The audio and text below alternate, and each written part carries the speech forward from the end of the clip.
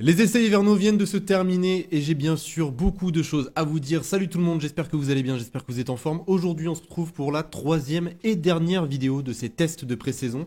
Si vous n'avez pas vu les deux premières, je vous invite à aller les voir puisque je parle de 4 écuries pour la première journée, de 4 autres écuries pour la deuxième journée. Là, on va parler de 2 écuries pour cette troisième journée. Et pour finir, je vous donnerai mon analyse sur ces 3 jours de test. Donc si vous voulez tout savoir de ces essais hivernaux, je vous invite à aller voir les 2 premières vidéos. Pour ceux qui n'ont pas vu ces vidéos-là, c'est beaucoup plus centré sur le côté technique. Je suis pas forcément du style à énormément me concentrer sur les chronomètres, surtout lors de ces tests hivernaux. Pour moi, le chronomètre n'a pas vraiment d'importance à ce moment de la saison. C'est vrai que ça peut nous donner certaines indications quand on les compare, par exemple, sur des tests en long run, sur des tests de qualification. Ça peut être intéressant de comparer les temps. Mais mis à part cela, c'est encore une fois impossible d'avoir certaines réponses par rapport aux performances si on regarde le chronomètre. Il va vraiment falloir attendre les premiers essais libres, si ce n'est la qualification en Australie, pour avoir une réelle idée des performances de ces monoplaces. Voilà, je tiens encore une fois à le rappeler, c'est ce que j'ai dit hier, ce que j'ai dit avant-hier, je le rappelle encore une fois. Donc on est parti pour la première écurie, très rapidement, bien sûr, la Haas VF 25. Je vous avoue quelque chose, c'est probablement l'une des équipes que j'attends le plus cette saison. Je trouve que le step qui a été passé en 2024 va probablement énormément les aider en 2025, puisque oui, je le rappelle, en 2024, en début d'année 2024, on se posait tous forcément certaines questions. La Haas était au plus mal. Il y a eu également le départ de Gunther Steiner, l'arrivée de Hayao Komatsu. Hayao Komatsu qui a changé cette manière de travailler dans l'écurie américaine. Et ça s'est directement vu lors de cette saison 2024. Pour la première fois depuis l'arrivée de l'écurie américaine en Formule 1, Haas ne s'est pas trompé lors d'une saison en évolution. Voilà. Les évolutions qui ont été rapportées ont toutes fonctionné la saison dernière. Enfin, du moins, elles ont toutes pu rapporter un certain gain qui n'était pas négligeable pour l'écurie américaine. Donc moi j'ai hâte de voir cette écurie lors de la saison 2025, j'ai vraiment hâte de voir ce que cela va donner. En plus là on a un nouveau duo de pilotes avec Oliver Biermann, un jeune rookie extrêmement prometteur, on l'a vu l'année dernière chez Ferrari. On a également un pilote qui est plutôt expérimenté aujourd'hui, Esteban Ocon. Donc là, il a un nouveau projet, un nouvel objectif, et ça se voit, ça se constate qu'il est plutôt bien accueilli chez Haas. Haas a même changé plusieurs choses pour Esteban Ocon, notamment son volant. Là, pour le coup, Haas a vraiment une chance pour moi d'avoir un pilote tel qu'Esteban Ocon, tout comme par exemple Williams d'avoir Carlos Sainz ou Ferrari d'avoir un certain Lewis Hamilton. Donc maintenant, si on passe au changement très brièvement, les voitures, bien sûr, cette saison se ressemblent toutes. On arrive à la fin d'une réglementation et pour Haas, c'est à peu près similaire. Si on analyse un petit peu plus cette VF 25, c'est vrai qu'on remarque bien sûr quelques changements, que ce soit au niveau du fond plat ou même au niveau des pontons qui ont été affinés. On est vraiment dans le style de la Ferrari, je trouve. On n'est pas non plus sur une forme similaire à celle de la McLaren ou de la Mercedes, avec une forme très agressive, avec une forme, vous savez, une forme inférieure, un petit peu plus coupé, on va dire. Donc là, oui, on est sur quelque chose qui ressemble énormément à la Ferrari, avec encore une fois la forme overbite. Ça fait 3 jours de suite, bien sûr que je vous le dis, mais toutes les monoplaces pratiquement sont passées à cette forme, avec la lèvre supérieure qui va venir s'élargir. L'entrée d'air des pontons également a été agrandie, toujours dans le style de la Ferrari, une forme de P ou de L à l'envers, c'est comme vous voulez. Au niveau d'ailleurs des sorties d'air, eh bien, on peut en constater 3 sur le capot moteur, qui vont permettre d'avoir un meilleur refroidissement. Ou sinon, mis à part cela, pas énormément d'autres modifications sur les côtés. Le choix majeur qu'a pu effectuer Haas cette saison, c'est un choix qui est quand même assez différent de celui de Ferrari, et c'est la première fois que Haas ne suit pas Ferrari sur cet aspect, puisque là où Ferrari est passé à une suspension à tirant, donc pull rod à l'avant, Haas a décidé de rester sur les push rod. Donc ça a des avantages, ça a également des défauts. L'avantage bien sûr de ce choix de suspension, c'est déjà que tu vas avoir un nez qui sera plus haut, donc un meilleur flux d'air en dessous de la monoplace, ça va te donner une meilleure stabilité, ça va demander moins d'efforts du système en général, donc logiquement moins de surchauffe, moins d'usure également au niveau pneumatique. Donc oui, il y a beaucoup d'avantages à rester sur cette suspension. Par contre, le principal défaut se situe notamment dans l'aérodynamique de ces suspensions, puisque il va y avoir bien exactement cette barre de poussée qui va venir se dresser en diagonale du flux d'air. Ça bien sûr, ça sera toujours un problème pour une bonne gestion du flux d'air à l'avant de cette monoplace. Si je termine sur l'aileron arrière, on est tout de même quand même sur quelque chose d'assez agressif, je trouve, notamment sur les côtés, hein, on peut le constater. Ça ressemble énormément à ce qu'a pu introduire Mercedes. Donc les amis, on en a terminé pour cette As VF25. J'espère que maintenant vous y voyez un petit peu plus clair.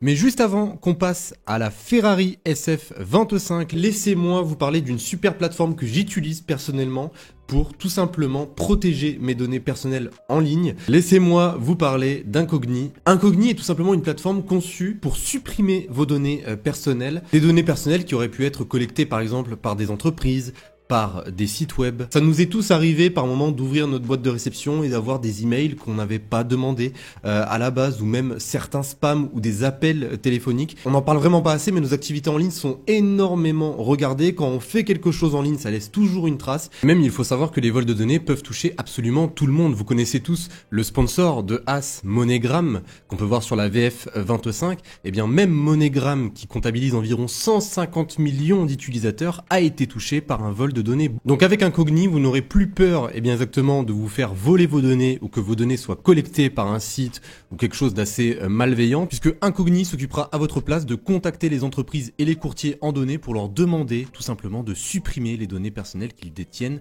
vous concernant. Et en plus, c'est super simple d'utilisation. La seule chose que vous avez à faire, c'est de vous inscrire et d'autoriser Incogni à agir tout simplement pour supprimer vos données personnelles en ligne. Donc, si vous voulez protéger vos données, je vous invite à passer par mon lien et en plus, vous aurez 60% de réduction sur l'abonnement annuel. Et c'est bien sûr satisfait ou remboursé sous 30 jours. Je remercie encore une fois Incogni pour leur confiance et on est reparti pour la vidéo. Et on continue les amis avec Ferrari. Alors pour Ferrari, je tiens juste à rappeler quelque chose, tout comme la Williams et comme la McLaren, j'ai déjà sorti une vidéo dédiée à la Ferrari, donc je vous invite à aller la voir pour un petit peu plus de précision. La seule chose à savoir, et je pense que vous le savez déjà, c'est que Ferrari entame cette saison 2025 avec une réelle ambition d'aller chercher un titre. La voiture a été revue à 99%, et ça se constate, hein, si on la compare à la SF24, ce n'est pas du tout la même monoplace, l'aérodynamique a énormément changé, le côté mécanique également au niveau des suspensions avant a énormément changé, à l'intérieur de la monoplace sans doute beaucoup de changements. Le premier changement que je peux vous donner et qui a été fait, je l'imagine, en rapport avec Lewis Hamilton, c'est bien sûr le recul du cockpit. Le cockpit est plus éloigné des pneus avant, donc ça c'est déjà une très très bonne chose. Notamment pour Lewis Hamilton qui s'était plaint l'année dernière à Mercedes d'être beaucoup trop proche.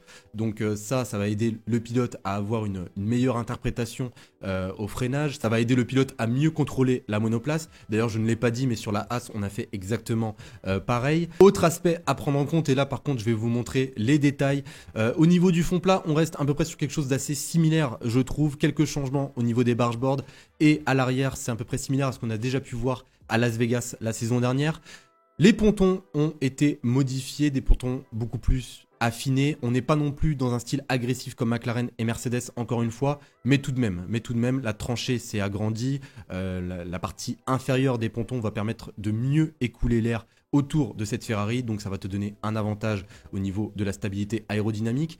Si on s'intéresse au-dessus des pontons, on est encore une fois sur quelque chose d'assez similaire à ce qu'on a déjà pu voir, je vous l'ai dit et redit, avec la lèvre supérieure qui va venir s'élargir. Petite particularité de cette lèvre, on peut voir une petite aile, voilà, qui a été rajoutée. Donc un petit élément aérodynamique qui a été rajouté juste au-dessus de l'entrée d'air des pontons. On peut également citer l'aile de Cobra qui est de retour pour cette saison 2025 et on a bien pu le constater, beaucoup d'écuries ont copié cet aspect de la Ferrari. Si on s'intéresse un petit peu plus au capot moteur, le capot moteur a subi une très très grande, je trouve, sortie d'air, voilà, une ouverture, une aération pour améliorer le refroidissement. Et on peut voir également quelques petites sorties d'air à l'arrière au niveau de l'aile de requin qui a totalement été supprimée. Donc voilà, concernant les changements aérodynamiques qu'on peut voir sur le côté de cette monoplace. Maintenant, si on s'intéresse un petit peu plus à l'avant de cette monoplace, la première chose dont j'ai envie de vous parler, c'est bien sûr l'aileron avant, l'aileron arrière. Au niveau de l'aileron avant, on est vraiment sur quelque chose d'assez similaire à ce qu'on a pu voir à Singapour, à Austin la saison dernière, donc un aileron avant avec des matériaux beaucoup plus légers. D'ailleurs, hein, bien sûr, on a pu également constater une certaine flexibilité, tout comme ce qu'on a pu voir sur la Aston Martin ou même la Red Bull. Ferrari a une certaine flexibilité à l'avant, donc attention à ne pas se faire piéger à partir du Grand Prix d'Espagne. Après voilà, j'imagine que Ferrari a préparé plusieurs ailerons avant avec une certaine rigidité, bien évidemment. Au niveau de l'aileron arrière, on est vraiment sur une forme de V, une forme de cuillère, un aileron arrière qui va venir centrer la charge. Donc voilà, concernant les changements à l'avant, maintenant parlons un peu plus du côté mécanique, puisque c'est cet aspect qui a le plus changé par rapport à l'année dernière. Alors je rappelle bien sûr hein, que l'année dernière, Ferrari avait de très gros problèmes. Le problème se situait bien sûr dans le comportement de la monoplace, notamment dans les virages rapides. Parce que oui, il y a une évolution à Imola qui a créé un phénomène de rebond sur la monoplace. La monoplace rebondissait énormément dans les virages rapides. Et malheureusement pour Ferrari, ils ne pouvaient pas changer les suspensions. C'est très difficile. T'as un concept, t'as des évolutions qui vont arriver en rapport avec ce concept. Un changement de suspension, c'est pratiquement repartir de zéro en milieu de saison. Donc là, Ferrari n'a pas voulu faire la même erreur de rester sur les push road. Ferrari est donc passé au pull road, donc les suspensions attirant, tout comme McLaren, tout comme Red Bull, pour avoir bien sûr le moins de turbulences aérodynamiques. Au niveau des autres avantages, bien sûr, ça va favoriser l'air propre. Comme je l'ai dit tout à l'heure, pour les push road, là, on n'a pas de barre qui va venir se mettre en diagonale du flux d'air. Ça va également générer beaucoup plus d'appui. Ça va faire en sorte que tu aies un centre de gravité beaucoup plus bas. Et on a pu le voir lors de la saison 2024, les monoplaces qui avaient un centre de gravité très bas s'en sortaient le mieux. Par contre, voilà, il y a toujours encore une fois quelques inconvénients. On ne peut pas avoir que des avantages, malheureusement. Les deux plus gros inconvénients que je peux vous donner, c'est bien sûr au niveau du système. Ça va demander beaucoup plus d'efforts au système. Ce sont des suspensions qui sont beaucoup plus lourdes que les suspensions de poussée. Et ça va faire en sorte, bien sûr, que tu aies une plage de réglage beaucoup plus réduite qu'avec des suspensions de poussée. Donc ce sont vraiment les deux gros inconvénients. Mais je pense hein, que Ferrari a fait forcément le bon choix. Le problème de rebond la saison dernière était très compliqué à enlever. Et avec cette nouvelle suspension, je pense que ça ne sera plus un problème pour cette saison 2025. En tout cas, voilà les amis concernant les changements chez Ferrari. Bon les amis, maintenant on va faire le bilan. Alors pour ce bilan, déjà on va débriefer très brièvement ce qui s'est passé lors du troisième jour. Puisque oui, il y a eu plusieurs choses hein, bien sûr qui sont venues un petit peu perturber cette troisième journée. La troisième journée, pour ma part, a été la plus catastrophique des trois. Hier, tout se passait plutôt bien avec les long runs. Lors de la première journée, ça a été beaucoup de tests aérodynamiques. La troisième journée a été perturbée notamment par les conditions de la piste. Donc ça n'a pas du tout aidé certains pilotes. Pour ce bilan, je ne vais pas vous sortir de hiérarchie. J'en vois pas l'intérêt. Je rappelle qu'on n'est qu'en test, hein, bien sûr. Donc on attendra Melbourne pour se faire une réelle idée des performances. Donc pour cette troisième journée, eh bien ça a été beaucoup plus compliqué. On a déjà la certitude que les pilotes n'ont strictement rien pu faire avec leur monoplace. La plupart des écuries testaient un petit peu les limites de la voiture. Les pneus ont subi beaucoup plus de dégradation, puisque oui, si tu veux cacher ton rythme, tu peux le faire, mais généralement c'est plus difficile de cacher la dégradation.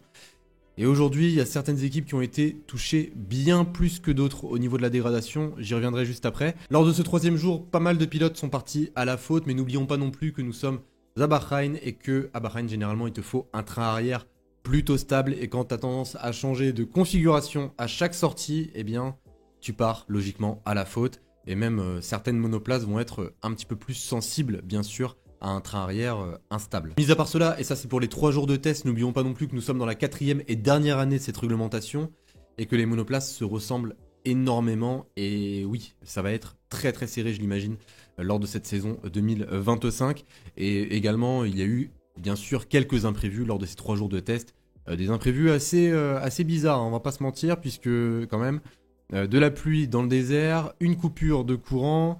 Il y a même un bus, voilà, il y a un mec qui a essayé d'aller chercher le meilleur temps autour avec un bus, un bus sur la piste, voilà, tout va bien. Maintenant, si je vous parle de mon ressenti global vis-à-vis des écuries, alors attention, hein, ce n'est pas du tout une hiérarchie. J'ai vraiment une nette impression que McLaren a un léger avantage, je vous en parlais déjà hier.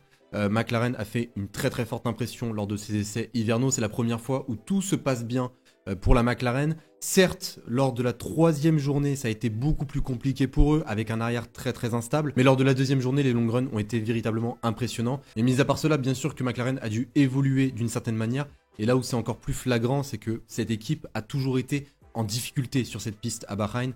Et là, on a vraiment senti l'inverse. On a vraiment senti l'inverse lors de ces 3 jours. Donc, c'est une très bonne nouvelle pour McLaren. Après, voilà, je reste encore une fois impatient de voir ce que McLaren pourra nous montrer à Melbourne. Si on continue avec Red Bull, je trouve que Red Bull a également très bien évolué. Il y a eu un step, bien sûr, qui a été effectué dans la maniabilité, dans la traction, dans l'équilibre global même de cette monoplace. J'ai l'impression que le problème de configuration a été réglé et je la sens beaucoup moins sensible bien sûr aux vibreurs, ce qui était un problème la saison dernière. Même si lors de la 3e journée avec Max Verstappen, c'était un petit peu plus compliqué, on a pu voir Max Verstappen partir à la faute. Pour ma part, c'est tout à fait normal, j'ai plus l'impression qu'ils étaient en train de tester les limites de cette RB21. En tout cas, elle a l'air bien meilleure tout de même que la saison dernière. On continue avec Mercedes. Mercedes, c'est à peu près similaire à Red Bull, vraiment pour tout vous dire. Après, concernant Mercedes, je les ai trouvés extrêmement performants aujourd'hui. C'était vraiment, je pense, l'écurie la plus performante du côté de Bahreïn lors de la 3e journée. Avec une Mercedes qui était collée véritablement. Mais malgré ça, je préfère quand même prendre un petit peu de recul. Attendons de voir ce qui se passera à Melbourne, puisque là, à Bahreïn, exceptionnellement, on avait des conditions avec de très très basses températures. Et on le sait très très bien, la Mercedes aime ce genre de température. Donc c'est même Toto Wolff qui nous l'a dit, il a dit lui-même qu'il avait peur en gros d'avoir un mauvais avis sur cette Mercedes W16 dû aux conditions qu'il y avait à Bahreïn aujourd'hui. Donc attendons de voir ce qui se passera à Melbourne. Et la seule chose que je peux vous dire, c'est que Mercedes a vraiment été très très impressionnant lors de ce 3e jour de test. On continue avec Ferrari et des top teams. Pour être honnête avec vous, je pense que Ferrari a connu la pire journée. Aujourd'hui, l'après-midi était catastrophique avec Lewis Hamilton. C'est encore une fois dû aux conditions et même il y a quand même une certaine dégradation sur cette SF25. J'espère que ça ne restera pas ainsi. Mais Lewis Hamilton aujourd'hui était censé faire une simulation de course à 100%. Et dû à la dégradation, il n'a même pas pu faire 10 tours quand même. Donc voilà. Ça peut nous faire peur d'une certaine manière, mais comme je l'ai dit, c'est encore une fois des tests, on ne connaît pas la configuration des monoplaces. Ferrari, je trouve qu'il y a quand même une certaine amélioration, mais il y a un aspect qui différencie tout de même Ferrari des autres écuries que je viens de citer, c'est que Ferrari a changé de suspension. Un changement de suspension, c'est toujours un changement majeur. Il faut analyser les données, il faut faire en sorte de comprendre ce nouveau système, et c'est pas non plus simple de pouvoir le faire en 3 jours. Donc là, Ferrari, au moins, l'avantage que la Scuderia peut avoir, c'est que Ferrari sort de 3 jours de test où il y a eu énormément de collecte de données, et ils ont bien sûr 2 semaines pour analyser ces données avant Melbourne. Et ça, c'est un énorme avantage pour la Scuderia Ferrari. Donc c'est pour cela que la Ferrari qu'on peut voir aujourd'hui, pour moi, ça ne sera probablement pas la même qu'on pourra voir à Melbourne. Donc attention encore une fois à cela. Et au niveau des pilotes, petite parenthèse concernant Charles Leclerc et Lewis Hamilton, c'est vrai que Charles Leclerc n'a pas l'air très très à l'aise encore une fois avec cette voiture. Et Lewis Hamilton, on le voit et on l'a vu pendant le 2e jour, je trouve que ça va beaucoup mieux. Là où lors du 1er jour c'était très très compliqué pour lui, lors du 2e jour ça allait bien mieux pour Lewis Hamilton. Le 3e jour je le compte même pas parce que les conditions étaient bien trop compliquées pour cette SF25. Si on parle des autres écuries qui arrivent juste derrière, pour moi, il y a du Alpine, bien sûr. Alpine A525 est une évolution directe de celle de l'année dernière, mais je trouve que elle est quand même bien mieux née que celle qu'on a pu voir lors des essais de pré-saison en 2024. Les pilotes ont l'air très très à l'aise dans cette Alpine. Donc j'ai envie de vous dire que je garde espoir, voilà, concernant Alpine. Pour Williams, c'est à peu près similaire. Je trouve que ça se ressemble vraiment entre la Williams et la Alpine. Au niveau de la vitesse, c'est à peu près similaire. Il y a juste un petit manque d'adhérence sur ces deux écuries. Williams, je les sens à peu près au même niveau qu'Alpine, tout comme la Haas et la Racing Bulls, que je trouve également très très instable à l'arrière. D'ailleurs, si je vous parle de l'arrière qui est totalement instable et d'une voiture qui a été catastrophique aujourd'hui en termes de sous-virage, parlons de la Aston Martin. Aston Martin est probablement l'écurie qui m'a le plus déçu.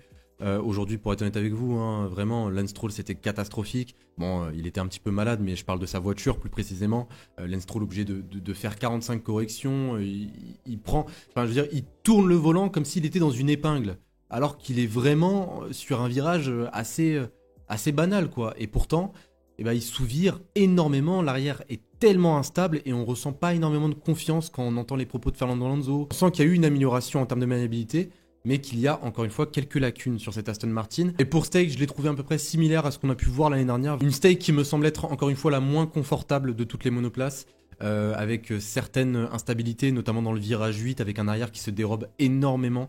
Donc oui, encore une fois, c'est trop tôt, voilà, je le rappelle, pour juger les performances. Je ne vais pas vous faire une hiérarchie, mettez-moi votre prédiction si vous en avez envie dans les commentaires. En tout cas, les amis, j'espère vraiment que cette vidéo vous aura plu. Si vous voulez plus de détails sur les monoplaces, je vous invite encore une fois à aller voir les 2 dernières vidéos que j'ai sorties hier et avant-hier. J'espère vraiment qu'elles vous auront aidé à mieux comprendre ces monoplaces de 2025. Maintenant, si je peux juste terminer avec un petit avis global voilà, de ces 3 jours d'essai, c'est très très rapide. Mais vraiment, ces essais hivernaux m'ont énormément surpris d'une certaine manière par la ressemblance qu'il y a entre les monoplaces. Et j'avoue que là, on se dirige vraiment, je trouve, vers une saison qui sera très très serrée, vraiment. Je pense que les écarts se sont énormément réduits entre les équipes. Et j'ai tellement hâte d'être à Melbourne dans un peu moins de 2 semaines, dans 13 jours précisément. Donc soyons patients, on attendra de voir ce qui se passera. En tout cas, n'oubliez pas de me donner votre avis. Sur ce, si vous avez aimé la vidéo, n'oubliez pas de la liker, de vous abonner. Je remercie chacune des personnes qui prendront une seconde pour le faire. Je remercie également Incogni pour m'avoir fait confiance pour cette vidéo. Et je vous dis à la prochaine. Salut tout le monde.